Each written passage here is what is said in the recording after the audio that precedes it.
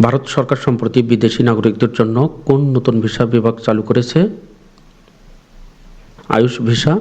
ভারত সরকার সম্প্রতি বিদেশি নাগরিকদের জন্য আয়ুষ ভিসা বিভাগ চালু করেছে। ভারতের কোন রাজ্যে সম্প্রতি প্রথম সাদা বাঘ প্রজনন কেন্দ্র অনুমোদিত হয়েছে? মধ্যপ্রদেশ। ভারতের মধ্যপ্রদেশ রাজ্যে সম্প্রতি প্রথম সাদা বাঘ প্রজনন কেন্দ্র অনুমোদিত হয়েছে। বাংলাদেশের নবায়নযোগ্য জ্বালানির মোট উৎপাদন ক্ষমতা কত? 1550.56 মেগাওয়াট। বাংলাদেশের নবায়নযোগ্য জ্বালানির মোট উৎপাদন ক্ষমতা 1550.56 মেগাওয়াট। 2025 সালের গ্র্যান্ড স্ল্যাম বিজয়ী সিমোনা হালেপ কোন দেশের নাগরিক? রোমানিয়া। M23 কোন দেশভিত্তিক সরকার বিরোধী বিদ্রোহী গোষ্ঠী?